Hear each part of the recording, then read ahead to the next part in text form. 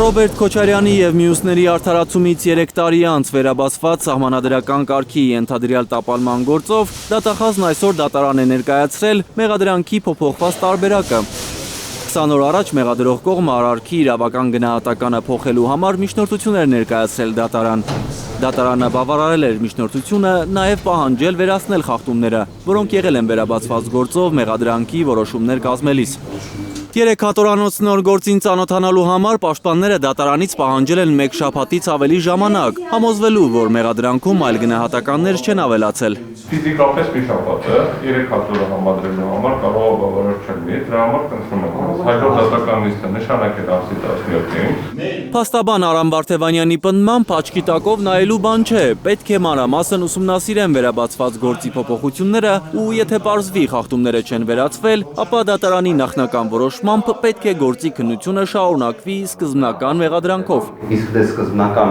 մեղադրանքով դա նշանակում է ինչ-որ իմաստով քրեական վարույթի ընդհանրապես դադարեցում, որովհետև սկզբնական մեղադրանք հասկացությունը հակասահմանադրական է ճանաչում։ Դատավորը սակայն համոզված է, որ անգամ 2 ժամն է բավարար ծանոթանալու 3 հատորանոց գործի փոփոխություններին։ Հայտարարում է, շրջաբերական է իջեցվել դատարաններին գործերի քննության ողջամիտ ժամկետները պահպանելու և մոտավորապես 1 տարվա ընթացքում գործերն ավարտելու համար։ Օրենսդրական փոփոխություններ են լինելու հաջորդ տարի այդ հարցի վերաբերյալ։ Եվ ուրեմն դատավոր Սարգիս Պետրոսյանը պնդում է, հաճախակի ու խիտ գրաֆիկով պետք է դատական նիստերը լինեն։ Դատարանը հունվար ամսից առնվազն շաբաթը 1 անգամ նիստ նշանակել։ Դատարանի վրա պլան են դրել, արձագանքում է Հայաստանի երկրորդ նախագահ Ռոբերտ Քոչարյանը դատավորին։ Նկատում անցած 3 շաբթի խորհրդարանում մարտի 1-ի գործով հրավիրված լսումները փորձ էր ճնշել դատարանին։ Բոլոր ժայլերով, ամբողջ իրավապահամակարգի ղեկավարներով եւ այդ լեյտմոտիվը եղել է հետեւյալը՝ ֆիացի ցկում բացահայտված է, թե բացահայտված չէ, պետք է բացահայտել։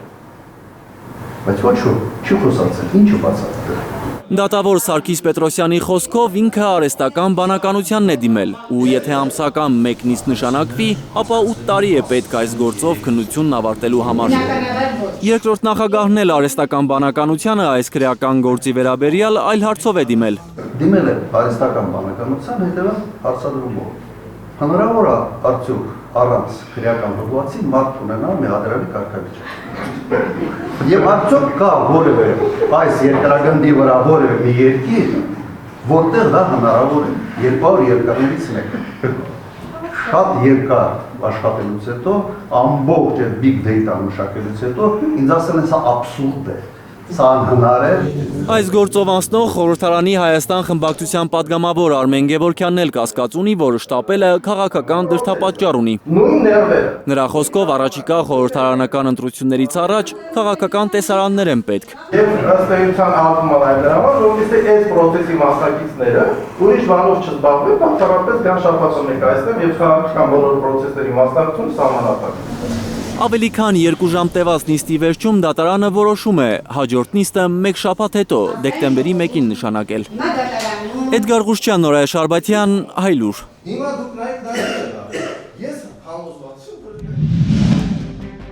Հայաստանում և աշխարհում տեղի ունեցող իրադարձությունների մասին առաջինն իմանալու համար բաժանորդագրվեք մեր ալիքին, սեղմեք զանգակը, որ բաց չթողնեք ամենահրատապը, ամենակարևորն ու հետաքրքիրը։